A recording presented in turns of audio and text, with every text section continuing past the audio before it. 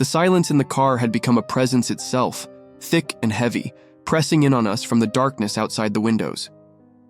Ondine stared straight ahead, her profile barely visible in the faint green glow of the dashboard, a statue carved from unspoken grievances. We hadn't really talked, not properly, in months. Work stress, unspoken disappointments, the slow erosion of shared moments, it had all built a wall between us, brick by invisible brick. Now, driving aimlessly down the winding, forgotten stretch of Route 9, the wall felt higher than ever. This road had a reputation, a whisper among locals about stretches that swallowed travelers, spitting them out miles away, or sometimes not at all. Forests crowded the asphalt, ancient trees leaning in as if to share secrets or snatch unwary vehicles. We were looking for something, a half-remembered turnoff, a scenic overlook where we'd parked years ago, back when silence between us meant comfort, not conflict. I couldn't even be sure it still existed, or if we were chasing a ghost of a memory, down a road that led nowhere. Ondine hadn't protested when I suggested the drive, just nodded mutely, her eyes distant. Maybe she hoped for a spark, a return to that easier time just as much as I did, though neither of us dared voice it. The air conditioning hummed a monotonous drone, a poor substitute for conversation. The car radio offered only static, a relentless, white noise that seemed to amplify the emptiness between us. I'd flicked through the stations earlier, finding nothing but dead air or fragments of broadcasts swallowed by the mountains and dense woods. Route 9 was notorious for its dead zones. Now, the static felt like a commentary, a soundtrack to our failing connection. Outside, the trees were black cutouts against a starless, overcast sky. The moon was hidden, leaving only the twin beams of our headlights to pierce the oppressive dark. My grip tightened on the steering wheel. I hated this feeling, this aimlessness. I thrived on plans, on knowing the next step. Ondine, she used to revel in spontaneity, in the unexpected detours life threw our way. It was one of the things that drew me to her, that chaos that balanced my order. But now her silence felt less like free spirit, and more like resignation, a mirror of my own exhaustion. The car coughed then, a brief, worrying sputter that sent a jolt of anxiety through me. I glanced at the fuel gauge. The needle hovered dangerously close to empty. Of course, in the midst of our silent war, I hadn't even thought to check before we left the city hours ago. "Damn it," I muttered, the first word spoken in what felt like an eternity. Ondine didn't react, didn't even turn her head. Her stillness was unnerving. Was she asleep? Or just lost in her own world? A world I no longer seemed to occupy? The engine sputtered again, more insistently this time. Panic began to prickle at the back of my neck. Being stranded out here, on Route 9, was the stuff of local legends and cautionary tales.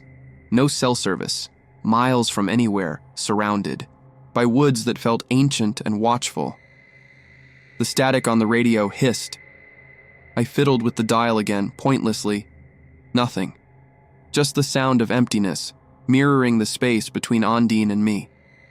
The landscape outside was relentlessly uniform, curve after curve, trees pressing closer, the darkness absolute beyond our headlights. We needed gas desperately.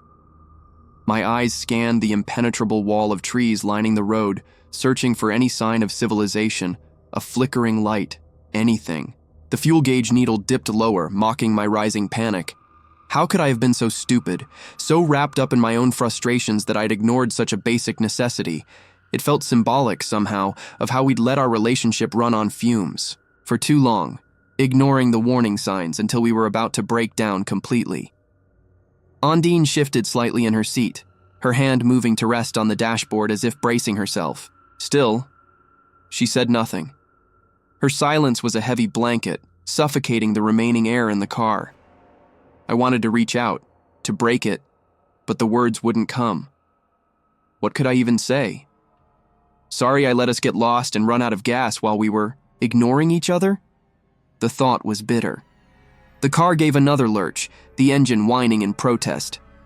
Just as true despair began to set in, a pinprick of light appeared far down the road, distorted by the humid night air. It flickered weakly, unsteadily, like a dying firefly. My heart leaped with a desperate hope, quickly tempered by unease.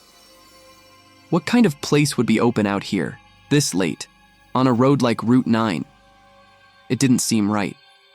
The light resolved itself, slowly, agonizingly, into a shape. A sign. Letters glowed faintly, sickly green and flickering orange. Some were burnt out.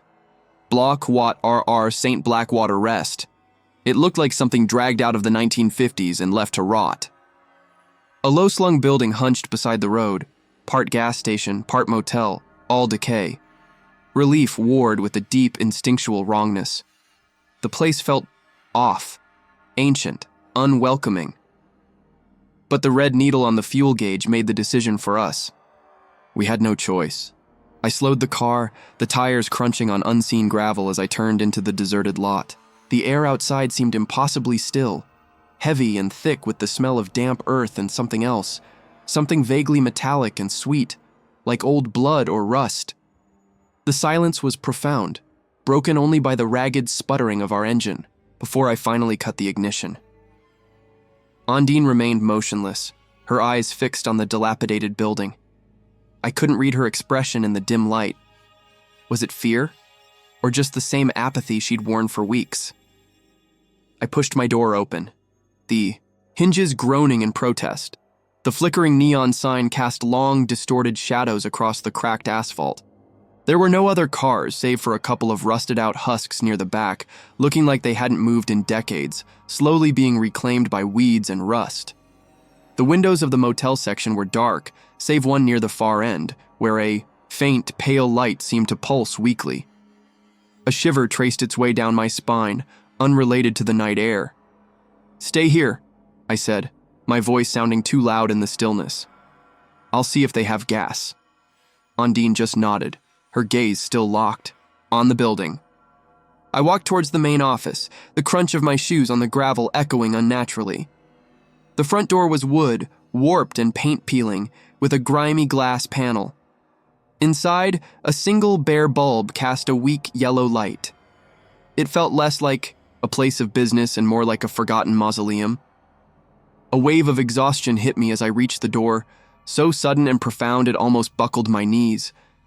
It wasn't just tiredness from the drive. It felt heavier, like a physical weight pressing down on me, urging me to stop, to rest. The air itself seemed thick, difficult to breathe, carrying that strange, sweet metallic tang overlaying the scent of old dust and mildew. I hesitated, my hand hovering over the tarnished brass doorknob. Every instinct screamed at me to get back in the car, to somehow coast further down the road, anywhere but here. But the image of the fuel gauge, the memory of the engine sputtering, pushed me forward. We were stuck. I pushed the door open. A small bell, tarnished and coated in grime, gave a dull, muffled clunk overhead instead of a cheerful jingle. The air inside was even heavier, colder, stagnant. The weak yellow light from the bare bulb did little to dispel the shadows clinging to the corners of the small, cluttered office. Shelves lined one wall, sparsely stocked with dusty, sun-bleached boxes of ancient-looking snacks and faded automotive supplies. A layer of dust coated everything. Behind a worn wooden counter stood a man. He was impossibly pale, his skin stretched tight over sharp cheekbones, like old parchment. His eyes, dark and unblinking, fixed on me the moment I entered, devoid of any discernible emotion. He wore a nondescript, slightly too large gray uniform, also coated in a fine layer of dust. He didn't move, didn't speak, just watched me with that unnerving stillness. The smell in the office was stronger, dust, decay, and something else. Something chemical and cloying, almost like formaldehyde. My skin crawled. Need gas?" I managed, my voice catching in my dry throat. The man, Silas, according to the faded, cracked name tag pinned crookedly to his shirt, gave a slow, almost imperceptible nod. His lips barely moved as he spoke, his voice a dry, rustling monotone, like dead leaves skittering across pavement. "Pump number 3, he rasped, gesturing vaguely towards the window with a long, bony finger. "Prepay inside." His gaze never left mine. It felt less like looking at a person and more like being observed by something ancient and uncaring. I fumbled for my wallet, my fingers clumsy. The price he quoted was bizarrely specific, something like 33 7/10 cents per gallon. It made no sense, a price from a bygone era. I handed over a $20 bill, the largest I had, suddenly wanting to give him more than enough to minimize any further interaction. His cold fingers brushed mine as he took the money, a touch that sent an unpleasant jolt through me. He didn't offer change, just turned with agonizing slowness towards an ancient, hulking cash register that looked like it belonged in a museum. Outside again, the air felt slightly less oppressive, though the stillness remained. I walked over to pump number 3. It was an antique, a hulking metal beast with a clouded glass cylinder at the top and a tarnished, hand-cranked lever. Rust bloomed across its surface. I hesitated, looking for a nozzle, a button, anything familiar. There was only a thick, cracked rubber hose ending in a simple metal spout. With a grunt of effort, I lifted the heavy spout and jammed it into the car's tank. There was no digital display, no automatic shutoff. I had to guess how much gas was going in. The silence broken only by the faint glug-glug of the fuel and the incessant, maddening buzz of the Blackwater rest sign. A profound weariness settled back over me, heavier than before. My limbs felt leaden, my eyelids drooping. The simple act of holding the nozzle seemed to require immense effort. Undine was still in the passenger seat, unmoving, silhouetted against the gloom. I finished pumping, guessing I'd put in enough to get us somewhere, anywhere else. The heavy spout clanged back into place. As I turned to go back inside to retrieve whatever change Silas might offer, a sudden, irrational thought seized me. We can't leave. It wasn't a logical conclusion, just a cold certainty that settled in my gut. I shook my head, trying to dismiss the feeling. It was just the place, the late hour, the exhaustion playing tricks on my mind. But as I reached the driver's side door and tried the handle, it wouldn't budge. Locked. I knew I hadn't locked it. I tried again, jiggling it harder. Nothing. Undine didn't react. I tapped on her window. She didn't stir. My heart began to pound. I circled the car, trying the passenger door, the back doors, all locked tight. How? Why? Panic flared again, hot and sharp. I hammered on Undine's window. "Undine, wake up! Unlock the door!" Her head lolled slightly, but her eyes remained closed. Was she unconscious? The exhaustion? Had it overcome her too? I looked back at the motel office.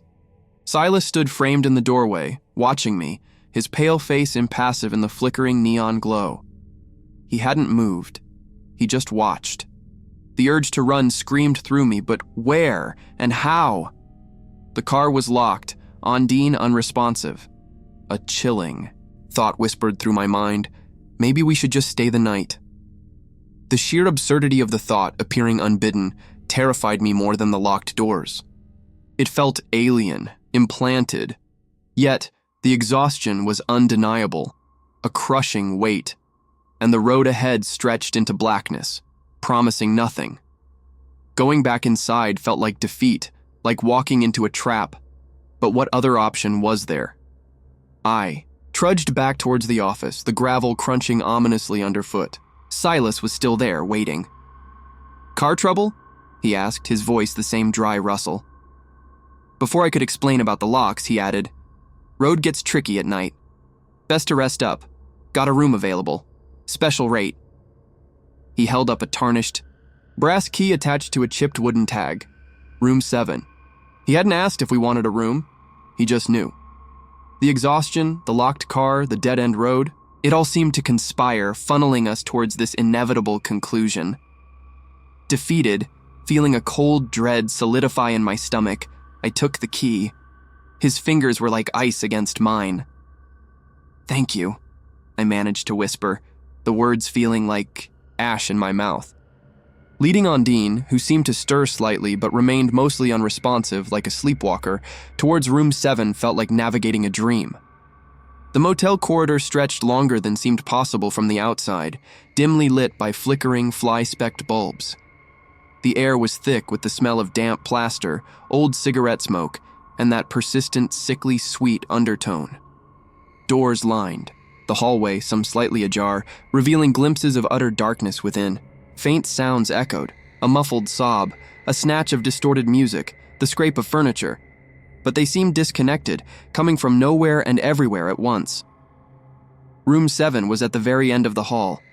The key turned stiffly in the lock, the tumblers grinding with disuse. Pushing the door open released a stronger wave of the cloying, stagnant air.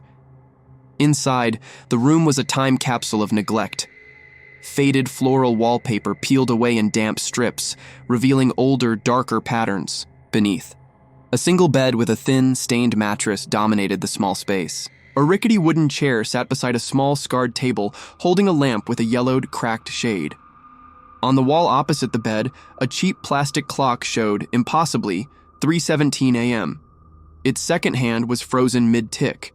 I helped Ondine onto the bed. She sank into the thin mattress without a word, her eyes finally fluttering open, but they seemed unfocused, glazed over. "Evander, I'm so tired," she murmured, her voice thin and distant. "Just need to sleep." Before I could respond, her eyes closed again, her breathing becoming slow and shallow. Unease tightened its grip on me. This wasn't normal exhaustion. It felt chemical, induced. Was something in the air? Something Silas had done? My mind raced, searching for rational explanations in a place that defied rationality. I walked over to the room's single window, pulling aside the grimy, threadbare curtain. It overlooked the back of the property, a patch of overgrown weeds, the rusted husks of the abandoned cars, and beyond them, the impenetrable wall of the forest. A broken swing set stood askew near the tree line, one chain dangling loosely, swaying slightly in the utterly still air. For a moment, I thought I saw a small figure sitting on the remaining swing. A child, perhaps, but when I blinked, there was nothing there but shadows. My heart hammered against my ribs. Turning away from the window, I noticed the television set, perched precariously on a chest of drawers. It was an old CRT model, bulky and gray. Out of morbid curiosity, I switched it on. The screen flared to life with a burst of harsh white static, accompanied by a loud, crackling hiss. I fiddled with the channel dial, but it just spun loosely, clicking uselessly. Then, for a fleeting second, the static resolved into an image. A black and white commercial for a brand of cigarettes I hadn't heard of since childhood, the jingle horribly distorted, before dissolving back into snow. A moment later, a face flickered onto the screen, pale and gaunt, its mouth open in a silent scream, then gone. I quickly shut it off, my hand trembling. Ondine stirred on the bed, whimpering softly in her sleep. "The road. It keeps coming. Back," she mumbled. My blood ran cold. Had she sensed it too? The cyclical nature of this place? I sat heavily in the rickety chair, the wood groaning under my weight. I needed to think, to find a way out. This couldn't be real. It had to be a nightmare, a shared delusion brought on by stress and exhaustion. But the peeling wallpaper, the stopped clock, the lingering smell, they felt terrifyingly solid. After what felt like hours, though the clock remained frozen, at 3:17 a pale gray light began to seep through the edges of the window curtain. Morning? Or just another trick of this place? I felt a surge of desperate hope. Maybe the light would break the spell. I gently shook Ondine awake. "Ondine, come on, we're leaving." Her eyes opened slowly, still clouded, but she allowed me to help her up.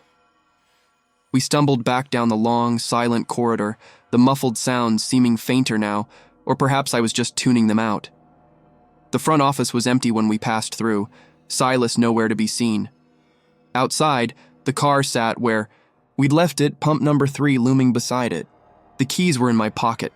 I fumbled with the driver's side door, half expecting it to be locked again. It opened easily. Relief washed over me, so potent it was dizzying. I helped Ondine into the passenger seat. She seemed slightly more alert now, looking around with wide, fearful eyes, and quickly got behind the wheel. The engine turned over immediately, roaring to life in the quiet dawn. I didn't wait, didn't look back, just slammed the gear shift into reverse and spun the car around, tires spitting gravel. We shot out of the Blackwater Rest parking lot and back onto Route 9, heading away from the nightmare. The relief was short-lived. We drove for maybe 5 minutes, the gray light strengthening, the trees thinning slightly. I dared to glance in the rearview mirror. The road behind us was empty. Ondine let out a shaky breath. "We made it," she whispered, her voice hoarse. But even as she spoke, I saw it. Up ahead, around the next bend, a flickering light, sickly green and orange. Block Wadar R. Saint. The sign. The motel. It was right there, directly in front of us, as if we hadn't moved at all. My hands clenched the wheel, knuckles white. "No," I breathed. "No, it can't be." We were back, the same cracked asphalt, the same rusted pumps, the same hunched building, and standing in the office doorway, wiping down the counter with a grimy rag was Silas. He looked up as we pulled in, his expression unchanged, those dead eyes fixing on us. "Welcome back," he rasped, the words carrying across the lot, clear as a death knell. "Forget something?" Ondine let out a choked sob, burying her face in her hands. The loop was real. We were trapped. This time the despair was heavier, colder. We didn't try to drive away immediately. What was the point? Instead, driven by a morbid, desperate need for answers, I got out of the car, Ondine following hesitantly. We walked back into the office. Silas greeted us with the exact same monotone.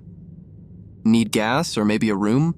I ignored him, my eyes scanning the dusty shelves, the grimy counter, searching for anything different, any clue.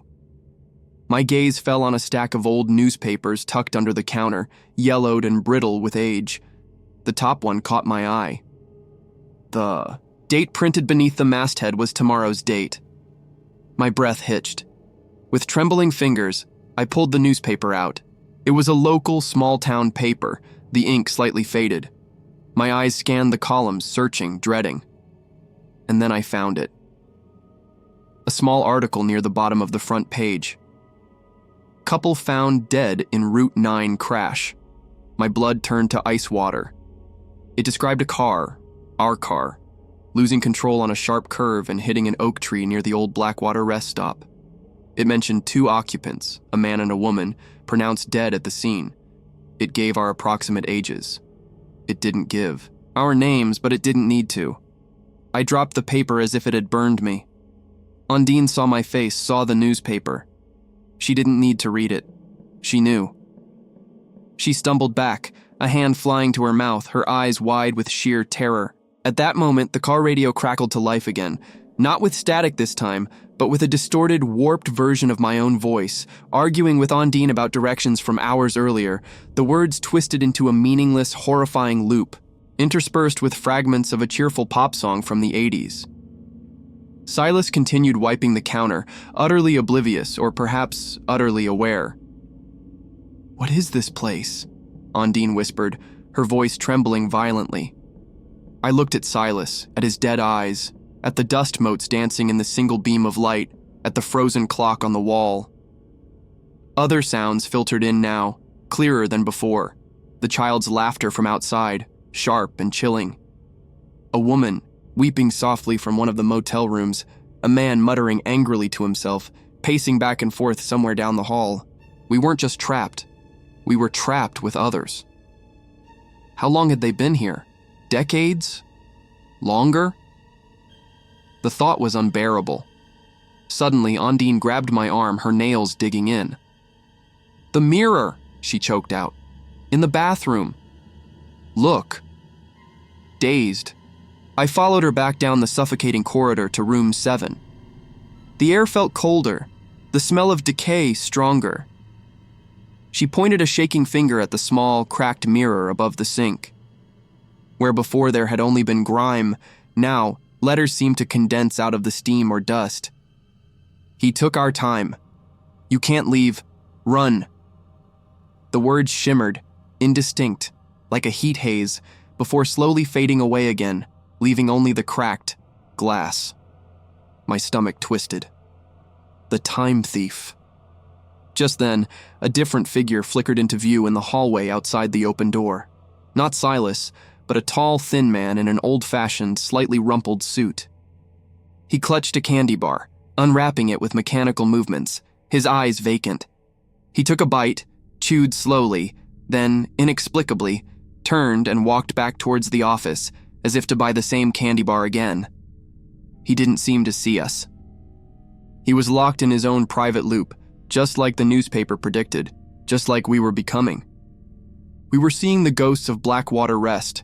The sight of the man in the suit trapped in his mindless cycle shattered the last vestiges of denial.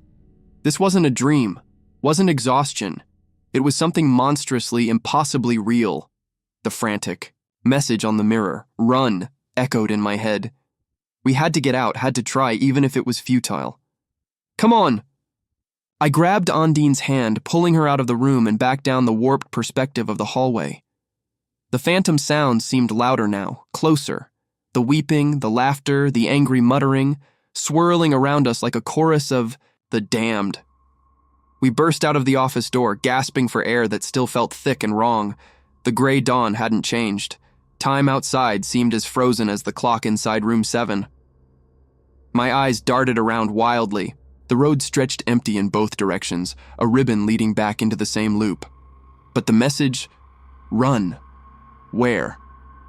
Not the road. I looked towards the back of the motel, towards the overgrown patch where I thought I'd seen the swing set. There was a barely visible trail leading into the trees, almost swallowed by weeds and shadows. A path Silas hadn't mentioned. A path away from the road. "This way!" I yelled, pulling Ondine after me. We scrambled past the rusted car husks, pushing through tall, wet weeds that snagged at our clothes. The air grew colder still, carrying the smell of deep woods, damp earth, and something else. The coppery tang of blood, growing stronger with every step. The phantom sounds of the motel faded behind us, replaced by the unnatural silence of the forest and the frantic pounding of our own hearts. The trail was faint, barely there, winding deeper into the oppressive darkness beneath the canopy of ancient oaks. We stumbled forward, Ondine sobbing quietly beside me, my own breath coming in ragged gasps. And then we saw it. Illuminated not by headlights, but by an eerie internal luminescence that seemed to seep from the wreck itself. Our car. It was wrapped around the trunk of a colossal gnarled oak tree, the front end crushed inwards like an accordion, metal groaning and settling. Steam, or maybe something else, wisped up from the mangled hood in the cold air. The windshield was a spiderweb of cracks, glittering faintly. We approached slowly, hypnotized by the horror. The metallic smell was overwhelming now. We could hear it too. A faint, wet dripping sound from somewhere beneath the wreckage, and the distant, distorted wail of a siren that seemed to ebb and flow, never getting closer. Dread, cold and absolute, washed over me. I knew what we would see, but I had to look. Compelled, I moved closer, peering through the shattered driver's side window. Inside, slumped over the steering wheel, was me, or rather, my body, eyes wide and sightless, a dark stain spreading across my shirt from a wound I couldn't see clearly. My neck was bent at an unnatural angle. Beside me, Ondine's body was thrown against the passenger door, her face pale and serene in death, a trickle of blood tracing a path from her temple through her hair. The sheer visceral wrongness of seeing ourselves like that, broken and still, shattered my mind. Ondine screamed, a raw animal sound of pure terror, and collapsed against me, shaking uncontrollably. I couldn't tear my eyes away from the wreckage, from our lifeless forms. Then a movement caught my eye. Standing near the edge of the tree line, just where the path emerged from the weeds near the motel building, was Silas. He wasn't looking at the wreck. He was looking directly at us, the living, terrified versions of ourselves standing beside our own corpses. His face held no surprise, no pity, no emotion at all. Just that same cold, vacant, watchful stare. He gave the slowest, almost imperceptible nod as if acknowledging our discovery, confirming our fate. The time thief. He had taken ours. The shock, the sheer impossibility of it all, fractured my perception. The horrifying scene of the wreck, our bodies, Silas's dead-eyed stare, it all dissolved. For a blissful, heart-wrenching moment, I wasn't. On a cold, damp path behind a nightmare motel. I was somewhere else, somewhere warm and bright. Sunlight streamed through a window, dust motes dancing in the golden rays. Ondine was laughing, her head thrown back, the sound clear and vibrant, full of the life that had been stolen from her. We were younger, sitting across from each other in a sunlit cafe, the memory so vivid I could almost smell the coffee and feel the warmth of her hand across the table. It was the day we met. Hope, sharp and painful, pierced through the fog of terror. Maybe it was a nightmare. Maybe we were waking up. But the illusion shattered as quickly as it formed. The golden sunlight turned sickly yellow, then flickered like the motel's failing neon. The bright cafe sounds warped, replaced by the high-pitched, irregular buzz that seemed to emanate from the Blackwater Rest sign. The rich aroma of coffee soured, replaced by the thick, cloying stench of decay and old gasoline, filling my nostrils, choking me. Ondine's laughter distorted into a sound closer to a sob, then faded entirely. The image stuttered, dissolved, like a badly tuned television channel surrendering to static. The warmth vanished, replaced by an encroaching, bone-deep chill. I blinked, disoriented, my breath catching in my throat. The cafe was gone. The sunlight was gone. We were standing inside again, the weak yellow bulb overhead casting long, distorted shadows. The air was heavy, stagnant, filled with the smell of mildew and despair. We were in the lobby of the Blackwater Rest and Motel, facing the grimy wooden counter. Behind it stood Silas, polishing a dirty glass with a slow, methodical motion, his movements exactly the same as they had been countless times before, in cycles we were only beginning to comprehend. He looked up, his dead eyes finding ours instantly. There was no recognition, no memory of our previous interactions, no acknowledgement of the horror we'd just witnessed behind his cursed establishment. Just the same empty politeness, the same chilling stillness. A cold, thin smile stretched his pale lips, a smile that didn't reach his eyes, a smile that held no warmth, only the promise of endless repetition. His voice, the dry rustle of dead leaves, filled the suffocating silence. "Welcome," he rasped, the sound scraping against my raw nerves. "Welcome to the Blackwater Rest." He paused, his gaze drifting from me to Ondine and back again, lingering for an unnerving moment. "Need?" he inquired, his tone utterly flat. Then, after another agonizing pause, "Or maybe you need a room for the night?" His smile widened fractionally, revealing teeth that seemed too long, too yellow. In the periphery, I thought I saw movement, the flicker of a child's, dressed near the door. The shadow of a man in a suit drifting past the dusty shelves, heard the faint echo of weeping from down the hall. Ondine clung to my arm, trembling, her eyes wide with a terror so profound it had moved beyond screams, settling into a state of frozen shock. We couldn't answer. We didn't need to. Silas already knew. We were the new guests, the permanent ones. And the night was just beginning again and again forever.